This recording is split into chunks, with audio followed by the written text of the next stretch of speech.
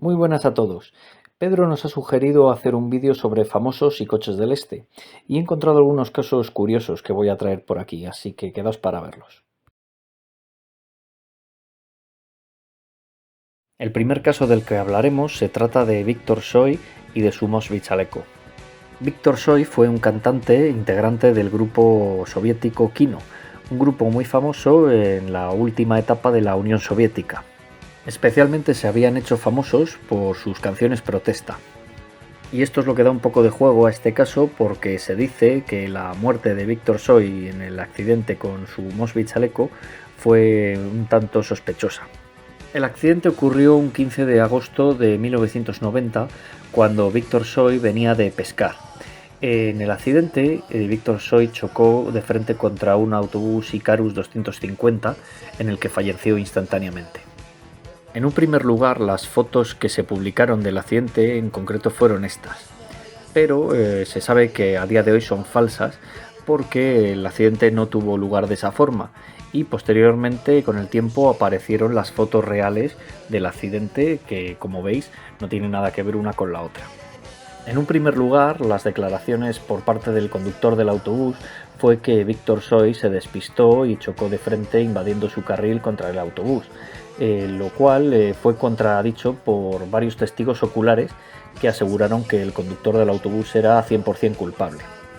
Al no estar ya vivo Víctor Tsoi para poder defenderse, se tomó como verdad la declaración del conductor del autobús, a pesar de que luego salieron los testigos oculares. Se dice que Víctor Tsoi circulaba con prisa a más de 130 km por hora y que además se sabe que había dormido pocas horas la noche anterior, lo cual no es de extrañar de hacer veraz la declaración del conductor. Luego también se sabe que la policía ocultó el cuerpo de Víctor Tsoi durante un tiempo y no se lo entregaron a su esposa. No se sabe por qué motivo, si era para no impresionar por el estado en el que quedó el cadáver o cualquier otro motivo. El caso es que fue bastante escabroso y otro tema un poco sospechoso en este caso. Luego del conductor del autobús también hay pequeñas contradicciones que se dicen por ahí. Una de ellas es que no se volvió a saber nada de él y otra que estaba en paradero desconocido. Sin embargo, sí que se sabe que en los años posteriores realizó alguna entrevista y apareció en algún medio diciendo que no quería hablar más del accidente o algo similar. Así que tenemos varios motivos para decir que este caso es bastante escabroso. Primero por las fotografías del accidente, unas que se dieron como válidas cuando no eran, de hecho ni coincidían las matrículas de los coches. Segundo, por las declaraciones del conductor del autobús que no tienen nada que ver con lo que aseguran que vieron los testigos. Luego la ocultación del cuerpo a la familia por parte de la policía. Es más, se llegó a pensar que la KGB se quitó del medio a Víctor Tsoi por el hecho de que era una voz molesta para el régimen de la Unión Soviética y que sus canciones protesta molestaban y aparte de que llegaban a mucha gente. Pero al fin y al cabo son rumores y otro ejemplo del secretismo que existía en la Unión Soviética y que siempre estaba presente en casos, digamos, conocidos. En 2020 se realizó la película Tsoi, donde se recreó el accidente en estas escenas que habéis visto. Pero bueno, al fin y al cabo es un ejemplo más de una persona relativamente famosa que conducía un coche del este. En este caso era una persona nacida allí en la Unión Soviética, lo cual era fácil. Pero quería traerlo porque el caso es bastante peliagudo, podríamos decir. Siguiente caso, tenemos que hablar de un personaje casi mundialmente conocido, Jay Leno, este presentador de televisión de estos late night shows, muy famoso en Estados Unidos, que también es conocido por tener una colección de coches inmensa.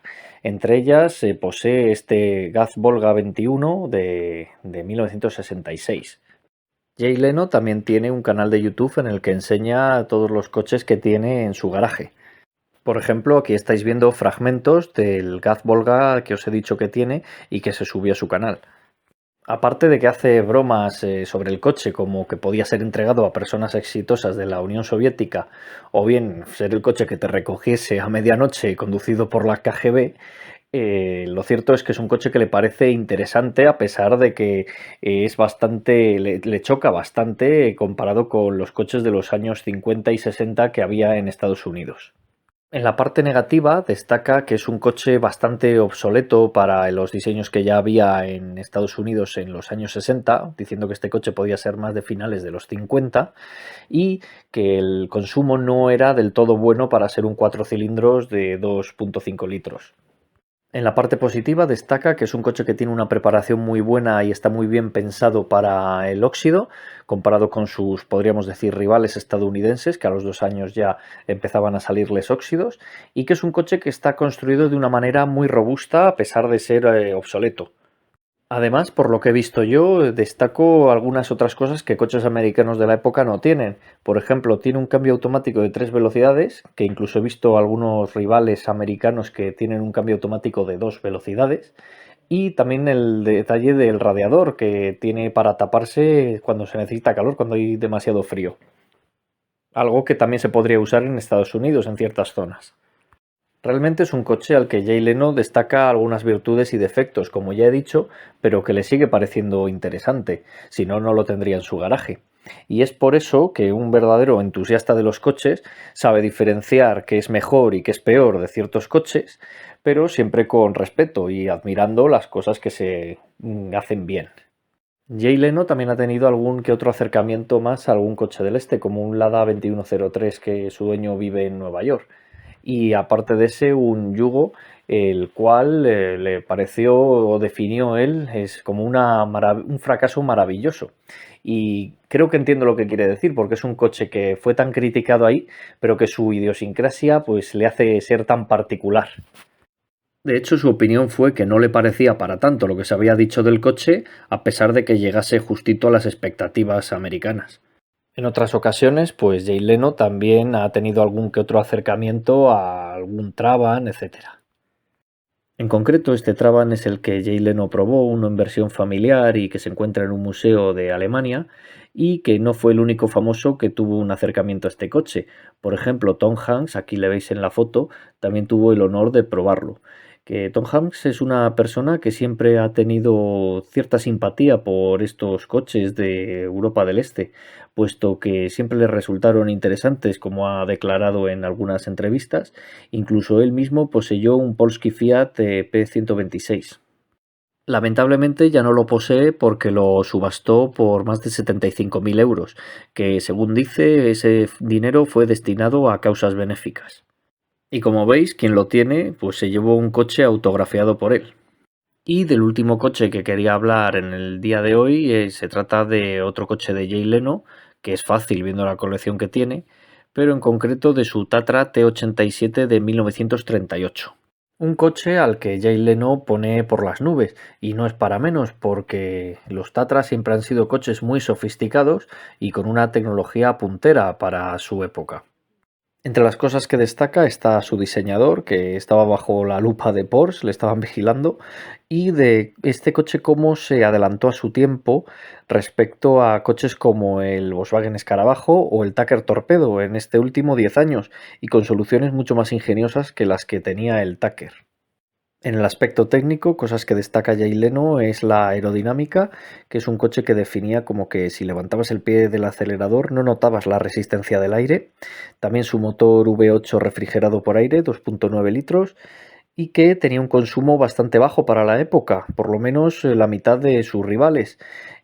Otra cosa que destacaba era el buen reparto de pesos que tenía el coche, que le hacía ser un coche muy estable. Por ejemplo, tenía el depósito de gasolina adelante y dos ruedas de repuesto que también hacían de contrapeso. En la parte de atrás ganaba estabilidad gracias a esa aleta de tiburón que tenía. Y bueno, creo que lo podemos dejar por aquí, porque la longitud del vídeo creo que ya es más que suficiente. No he encontrado muchos más casos, pero si os ha parecido interesante, me gustaría que los dijeseis en los comentarios algún caso más que conozcáis y si os gustaría que investigase y os lo trajese. Así que de momento esto os dejo por aquí. Un saludo y hasta el siguiente vídeo.